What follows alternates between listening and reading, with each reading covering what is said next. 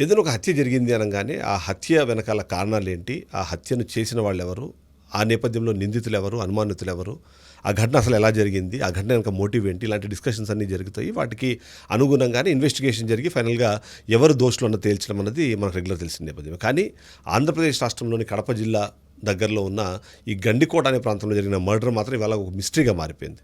ఆ మిస్టరీ ఏంటి, దాని గురించి జరిగిన నేపథ్యం ఏంటి, అదంతా మనం చూద్దాం. ఒక 17 ఏళ్ళ ఒక అమ్మాయి కాలేజ్కి వెళ్తున్నానని చెప్పి ఇప్పుడు మనం చెప్పిన గండికోట అనే ప్రాంతానికి వెళ్తుంది. వెళ్ళిన తర్వాత 12 గంటల సమయంలో అక్కడ తిరుగుతున్న టూరిస్టులు ఒక మృతదేహాన్ని చూసామని చెప్పేసి పోలీసులకి సమాచారం అందిస్తారు. సమాచారం అందించిన తర్వాత అది మనం ఎవరైతే మొదట్లో చెప్పుకున్న అమ్మాయి ఉందో 17 ఏళ్ళ అమ్మాయి, ఇంటర్మీడియట్ సెకండ్ ఇయర్ చదువుతోంది. ఆ అమ్మాయి అక్కడ వివస్త్రగా పడి చనిపోయి ఉంది. తన ఒంటి మీద గాయాలు ఉన్నాయి. ఆమె మీద అత్యాచారం చేసి హత్య చేశారు అనే అనుమానంతో ఈ స్టోరీ మొదలవుతుంది. సో ఆ నేపథ్యంలో పోలీసులు వెంటనే అందులోకి ఇన్వాల్వ్ అవుతారు. పోలీసులు ఇన్వెస్టిగేషన్ స్టార్ట్ చేస్తారు. ఖచ్చితంగా ఆ అమ్మాయి ఎవరు అన్న విషయాన్ని చూసినప్పుడు ప్రొద్దుటూరులో నివసించే ఒక కుటుంబానికి సంబంధించిన ఒక 17 ఏళ్ళ అమ్మాయి అని చెప్పేసి ఫైనల్ చేస్తారు. అమ్మాయి పేరు మనం చెప్పకూడదు, బికాజ్ ఎందుకంటే సరే పేరు చెప్పినా పెద్దగా తప్పేం కాదు, కానీ బట్ స్టిల్ మనం ఆ అమ్మాయిని మనం సేఫ్ గార్డ్ చేసే ప్రయత్నం చేద్దాం. ఈ అమ్మాయి ఎవరైతే ఉన్నారో ఈ అమ్మాయికి సంబంధించి కుటుంబ సభ్యులు అవును అమ్మాయి మా అమ్మాయి అని చెప్పి ఐడెంటిఫై చేస్తారు. ఐడెంటిఫై చేసిన తర్వాత ఎవరి మీదన్నా మీకు అనుమానం ఉందన్నప్పుడు లోకేష్ అనే ఒక అబ్బాయి మీద మాకు అనుమానం ఉంది. అతను కూడా గతంలో మేమున్న ప్రాంతంలోనే ఇప్పుడు ప్రొద్దుటూరులో వాళ్ళు ఉంటున్నారు. కానీ అంతకుముందు వాళ్ళు ఏంటంటే కడప జిల్లా ఎర్రగుంట్ల మండలంలోని హనుమన్ గుట్ట అనే గ్రామంలో వీళ్ళందరూ ఉండేవాళ్ళు. ఆ అబ్బాయే మా అమ్మాయిని ఇలా అత్యాచారం చేసి హత్య చేశారు అని చెప్పేసి కంప్లైంట్ ఇస్తారు. కంప్లైంట్ ఇవ్వగానే వెంటనే దానికి సంబంధించిన ఆధారాలు సేకరిస్తారు. సేకరించి లోకేష్ని అదుపులో కూడా తీసుకుంటారు పోలీసులు. అదుపులోకి తీసుకున్న తర్వాత ఇన్వెస్టిగేషన్ చేస్తారు. ఇన్వెస్టిగేషన్ చేసినప్పుడు ఏంటంటే అసలు ఎందుకు ఆ అమ్మాయితో కలిసి నువ్వు అక్కడికి ఎందుకు వెళ్ళావు, ఆ అమ్మాయిని ఎందుకు నువ్వు హత్య చేయాల్సి వచ్చింది, అసలు ఎట్లా హత్య చేసావు నువ్వు, దాని వెనక కారణం ఏంటని ఇలాంటి క్వశ్చన్స్ అడిగినప్పుడు లోకేష్ కొన్ని నిజాలు చెప్పే ప్రయత్నం చేస్తారు. ఆ లోకేష్ చెప్పిన నిజాలు మొదటగా ఒక సీక్వెన్స్ని ఓపెన్ చేస్తాయి. ఆ సీక్వెన్స్ ఏంటంటే లోకేష్ మనం చెప్తున్న సదరు అమ్మాయి గత 4-5 సంవత్సరాల నుంచి స్నేహము ప్రేమ ఈ బంధంలో వాళ్ళిద్దరు ఉన్నారు. అంతేకాకుండా వాళ్ళు రెగ్యులర్గా కలుస్తూనే ఉంటారు. ఇద్దరు ఒకే గ్రామానికి చెందిన వాళ్ళు, ఒకే కులానికి చెందిన వాళ్ళు. సో అయితే ఆ అబ్బాయి ఈ అమ్మాయిని లవ్ చేస్తున్నాడని తెలిసిన తర్వాత ఆ అబ్బాయిని దూరంగా పెట్టాలనే ప్రయత్నంలో భాగంగానే ఈ అమ్మాయిని తీసుకొని వాళ్ళ కుటుంబ సభ్యులు ప్రొద్దుటూరు తీసుకొచ్చేసి అక్కడ ఒక కాలేజీలో చదివిస్తున్నారు. అమ్మాయి సెకండ్ ఇయర్ ఇంటర్ కూడా చదువుతుంది. సో ఏదైతే ఘటన జరిగిన రోజు ఉందో ఘటన జరిగిన రోజున లోకేష్ ఆ అమ్మాయి కలిసే బైక్ మీద గండికోటకు వచ్చారు. అక్కడ ఒక లాడ్జ్లో ఒక 2 గంటల పాటు ఏకాంతంగా గడిపారు. ఆ తర్వాత నేను అమ్మాయిని ఆ దగ్గరలో ఉన్న ఫోర్ట్ గండికోట ఫోర్ట్ ఏదైతే ఉందో ఆ ఫోర్ట్ దగ్గర వదిలేశాను. ఆ తర్వాత నేను అక్కడి నుంచి వచ్చేసాను. ఆ తర్వాత నాకు ఏం జరిగిందో తెలియదు అన్నది ఆ అబ్బాయి ఒక వర్షన్. దాని తగ్గట్టుగానే ఆధారాలు సేకరించే ప్రయత్నంలో మొదటిది ఏదైతే ఉందో వాళ్ళు దాదాపుగా ఉదయం 8:10 సమయంలో అక్కడి నుంచి అంటే వాళ్ళు ప్రొద్దుటూరు నుంచి బయలుదేరారు. 8:10 సమయంలో వాళ్ళు కలిసి వచ్చారు. దీనికి సంబంధించిన ఫస్ట్ సాక్ష్యం ఎక్కడ దొరికింది అంటే ఏదైతే గండికోట దగ్గరలో ఒక టోల్ గేట్ ఉంటుంది. టోల్ గేట్ దగ్గర సీసీటీవీ ఫుటేజెస్ ఉన్నాయి. అందులో దాదాపుగా 8:30 సమయంలో వాళ్ళిద్దరు కలిపి బైక్ మీద ఆ టోల్ గేట్ దాటినట్టుగా సీసీటీవీ ఫుటేజ్ ఉంది. ఆ తర్వాత 8:30 సమయంలో వాళ్ళు వెళ్ళారు. ఒక హోటల్లో లాడ్జ్లో రూమ్ తీసుకున్నారు. ఒక 2 గంటల పాటు అంటే ఆల్మోస్ట్ 10:30 వరకు అక్కడ టైం స్పెండ్ చేశారు. 10:30 తర్వాత అతను అక్కడ నుంచి బయలుదేరి వచ్చేసారు. మళ్ళీ ఒక 10 మినిట్స్లోనే అంటే 10:40 టైంలో అబ్బాయి మళ్ళీ ఇంకో సీసీటీవీ ఫుటేజ్ కనిపించాడు. అక్కడ ఒంటరిగా వచ్చేసాడు. వెళ్ళేటప్పుడేమో అమ్మాయిని ఎక్కించుకొని వెళ్ళాడు. 10:40కి ఏమో అమ్మాయిని వదిలేసి ఒంటరిగా వచ్చినట్టుగా సీసీటీవీ ఫుటేజ్లో కన్ఫర్మ్ అయిపోయింది. అతను చెప్పిన స్టోరీ ఏదైతుందో ఆ స్టోరీకి ఇది మ్యాచ్ అవుతుంది. కానీ ఓన్లీ థింగ్ ఏంటంటే ఈ 10:40కి నువ్వు వెళ్ళిపోయానంటున్నావు, కానీ ఈ 10:30 నుంచి 10:40 మధ్యలో ఏమైనా జరిగిందా అన్న అనుమానంతో కూడా అతన్ని ప్రశ్నించినప్పుడు అతను చాలా క్లియర్గా చెప్పాడు, లేదు నాకు ఎలాంటి సంబంధము లేదు. దాని తగ్గట్టుగానే అతను చెప్పిన సమాచారం కానివ్వండి, అక్కడ ఉన్న ఆధారాలు కానివ్వండి సరిపోవడంతో ఇప్పటికే పోలీసులు ఒక నిర్ధారణకు వచ్చేసారు ఏంటంటే ఆ అబ్బాయి ఆ అమ్మాయిని చంపలేదు అని.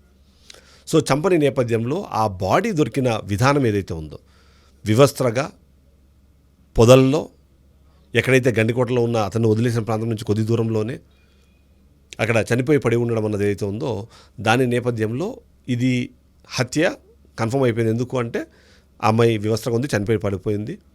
అయితే పోస్ట్ మార్టం రిపోర్ట్స్ ఇతను చెప్పిన లోకేష్ చెప్పిన దానికి అనుకూలంగా కొన్ని ఎవిడెన్స్ ఇచ్చింది. ఏంటంటే అమ్మాయి మీద అత్యాచారం జరగలేదు అని.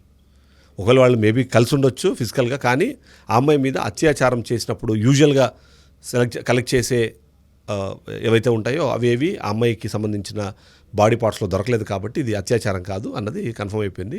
అంతకుముందు వాళ్ళు కలిసినా సరే దాన్ని క్లీన్ చేసుకోవడం కానివ్వండి, లేకపోతే ఇతరత్ర ఏదైనా రీజన్స్ ఏవైనా ఉండేవంటే అది కాదు అని తెలిపిన తర్వాత లోకేష్ అన్న వ్యక్తిని దీనిలోంచి మైనస్ చేశారు.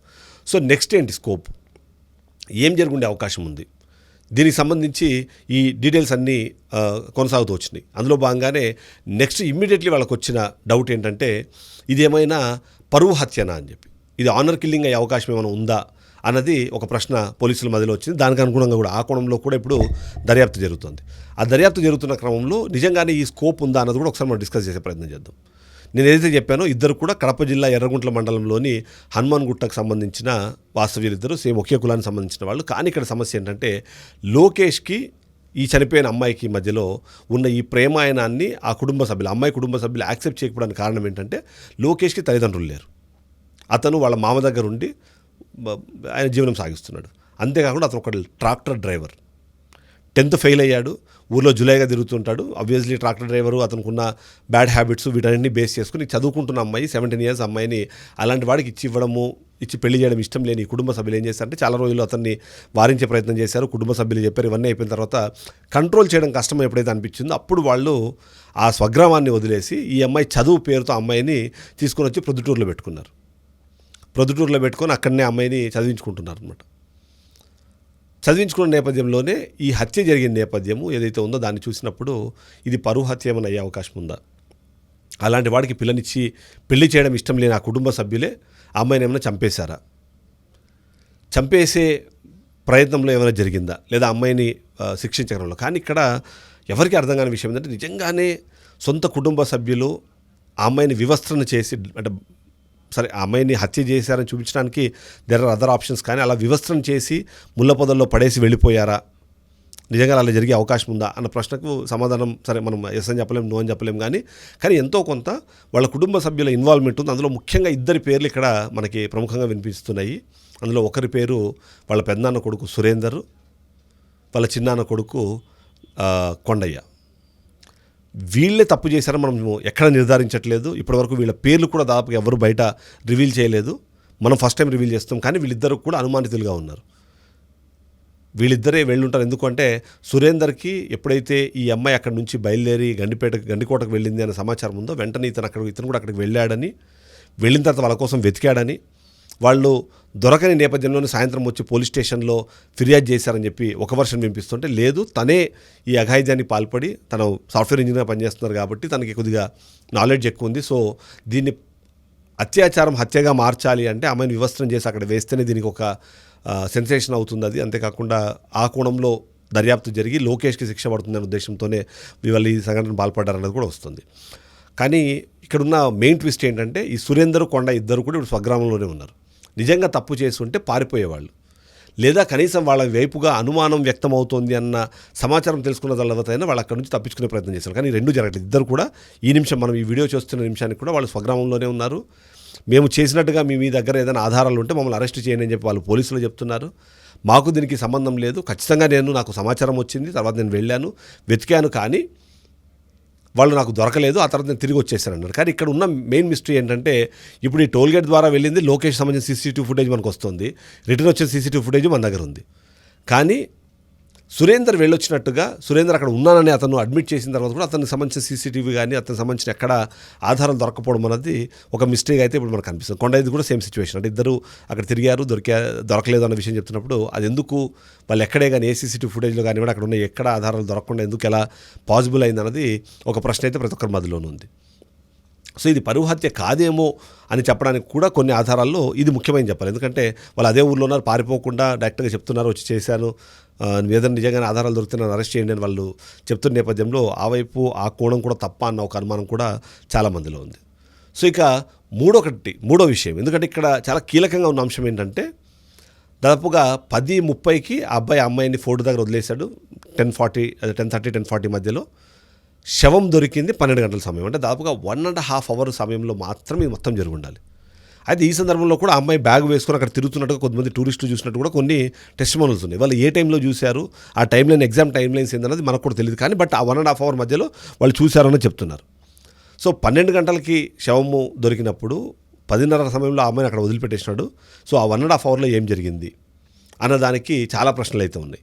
కానీ ఇక్కడ మనం గమనించాల్సింది, మనం గుర్తుపెట్టుకోవాల్సింది, ఖచ్చితంగా పోలీసులు కూడా ఈ కోణంలో ఇన్వెస్టిగేషన్ చేయాల్సిన అంశాలు ఏమున్నాయంటే, మొదటిది ఏదైతే మనము గండికోట ప్రాంతం గురించి మాట్లాడుతున్నాం అది అన్సెక్యూర్డ్ ఏరియా, అది సెక్యూర్డ్ ఏరియా కాదు. అంతేకాకుండా ఈ అమ్మాయి శరీరం ఎక్కడైతే, మృతదేహం ఎక్కడైతే దొరికిందో ఆ మృతదేహం ఉన్న ప్రాంతంలో ఎక్కువ శాతము తాగుబోతులు, గంజాయి బ్యాచ్ బాగా తిరుగుతారని, ఎవరైనా అట్లా ఒంటరిగా అమ్మాయిలు కనిపిస్తే వాళ్ళను ఇట్లా అరాచకాలకి, అత్యాచారాలు పాల్పడతారని కూడా ఒక ఇన్ఫర్మేషన్ ఉంది. బట్ దాని మీద అంతకుముందు కేసులు ఏమైనా ఉన్నాయంటే అవి మన దగ్గర సమాచారం లేదు ప్రస్తుతానికి. కానీ అలాంటి బ్యాచ్లు అక్కడైతే తిరుగుతాయన్నది అయితే సమాచారం ఉంది. ఈ నేపథ్యంలో వ్యక్తమవుతున్న అనుమానాలు లేదా ఇంకొక కోణం ఏంటి అంటే, ఆ అమ్మాయి వివస్త్రగా దొరికిన తర్వాత ఆ అమ్మాయికి 2 చెవుల్లో 2 కమ్మలు ఉండాలి, కానీ ఒకటే కమ్మ ఉంది. రెండో అంశము, అమ్మాయికి సంబంధించిన చున్నీ కానివ్వండి, ఒక బ్యాగ్ కానీ ఒక చోట పడి ఉన్నాయి. అవి ఆ మృతదేహం దొరికిన ప్రాంతానికి జస్ట్ వాకబుల్ డిస్టెన్స్లో ఉంది. సో ఈ కమ్మ ఎక్కడికి పోయింది, అమ్మాయి ఎక్కడ బట్టలు ఉంటే ఈ అమ్మాయి మృతదేహం ఇక్కడ ఎందుకు ఉంది?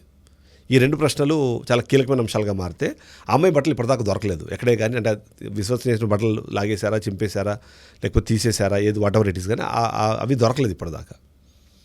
సో ఉన్న ఈక్వేషన్స్లో ఇప్పుడు పాసిబిలిటీ ఉన్న ఈక్వేషన్ ఏంటి అంటే, అక్కడ ఉన్న దొంగలు ఎవరైనా సరే ఆ అమ్మాయిని అత్యాచారం చేయడానికి బట్టలు తీసేశారు, చెవుల్లో కమ్మలు తీసుకునే ప్రయత్నం చేశారు. అప్పుడు అక్కడ అటువైపుకి వచ్చిన టూరిస్టులను చూసి భయపడి పారిపోయారు. కానీ అత్యాచారం చేయడానికి అమ్మాయి ప్రతిఘటిస్తుంది కాబట్టి, అయితే ఆ అమ్మాయి రొమ్ము మీద కూర్చొని లేదా గట్టిగా నొక్కి పట్టడం వల్లనే ఆ అమ్మాయి ఊపిరితిత్తులు కూడా డ్యామేజ్ అయ్యే అవకాశం ఉంది. లేదా అమ్మాయిని గాయపరిచారు, అంటే అమ్మాయి అరవకుండా నోరు నొక్కిపెట్టి కొట్టడం లాంటివి చేయడం ద్వారానే అమ్మాయి లంగ్స్ డ్యామేజ్ అయ్యే అవకాశం కానివ్వండి, దాని ఎఫెక్ట్ లివర్ మీద పడిందని అనుమానం కూడా ఉంది. సో ఇలాంటి ప్లేసెస్లో ఎక్కి కూర్చున్నప్పుడు సో అది ఆ రప్చర్ ఏదైతే ఉంటుందో ఆ రప్చర్ అన్నది గట్టిగా జరిగిందని. కానీ బాడీ పైన ఏమైనా మార్క్స్ ఉన్నాయా దాని మీద ఇంకా మనకి పోస్ట్మార్టం రిపోర్ట్ పూర్తి స్థాయిలో లేదు కాబట్టి అది మనం చూసుకోవాల్సి ఉంది. సో ఏ విధంగా చూసినా సరే ఈ అమ్మాయి మర్డర్ అనేది వల్ల మిస్టరీగా మారిపోయింది. ఈ మిస్టరీగా మారిన నేపథ్యంలో పోలీసులు అయితే చాలా సీరియస్గా దాని మీద వర్కౌట్ చేస్తున్నారు. ఇప్పటికే దానికి సంబంధించిన కర్నూలు రేంజ్ డిఐజీ ఎవరైతే ఉన్నారో కోయా ప్రవీణ్ ఎప్పటికప్పుడు దాని మీద సమాచారం ఇచ్చే ప్రయత్నం చేస్తున్నారు. ఈక్వేషన్స్ అన్నీ వర్కౌట్ చేస్తున్నారు, పాసిబిలిటీస్ అన్నింటిని కూడా క్యాల్కులేట్ చేసుకుంటున్నారు. అవన్నీ చూసి చేస్తుంటే మరోవైపు కడప ఎస్పీ అశోక్ కుమార్ కూడా ఇప్పుడు ప్రస్తుతానికి ఈరోజు కూడా ఆయన గండికోటలో ఉన్నారు. ఇంకా డిఎస్పీలు వాళ్ళందరూ ఇప్పుడు ఆ గ్రామంలో ఉన్నారు. అంటే అక్కడ ఇష్యూ ఏం జరగకుండా చూస్తున్నారు, ప్లస్ ఇన్వెస్టిగేషన్ చాలా థరోగా కూడా వర్కౌట్ చేస్తున్న పరిస్థితి. సో ఫైనల్గా ఇప్పుడు అర్థం అవ్వాల్సింది ఏంటంటే, ఏదైతే మనం లోకేష్ మాట్లాడుకుంటున్నామో లోకేష్ ఈ కేసు నుంచి ఆల్మోస్ట్ బయటపడిపోయినట్టే. అనుమానితులుగా భావిస్తున్న సురేందర్, కొండయ్య ఏమో ఇప్పటికీ ఊర్లోనే ఉన్నారు. సో వాళ్ళు డైరెక్ట్గా చెప్తున్నారు మాకేం సంబంధం లేదు అని. ఇక సొంత కుటుంబ సభ్యులే పరువు కోసం హత్య చేస్తే ఆ స్థాయిలో బట్టలు తీసేసి అక్కడ అట్లా వివస్త్రగా పడేసి దాన్ని ఇంకొకరి ద్వారా తెలుసుకొని వచ్చి చేస్తారన్న ప్రశ్నకు సమాధానం దొరకట్లేదు. అక్కడ గంజాయి బ్యాచ్లు లేదా ఇలాంటి మద్యం తాగి అఘాయిత్యాలు పాల్పడే బ్యాచ్ ఉందని తెలిసినప్పుడు వాళ్ళు ఏమైనా దీన్ని పాల్పడారన్న ఇవన్నీ ఈక్వేషన్స్లో అసలు నిజం ఏందని తెలియాలంటే మాత్రం ఖచ్చితంగా పోలీసులు పూర్తి స్థాయిలో విచారణ పూర్తి చేయాల్సిందే.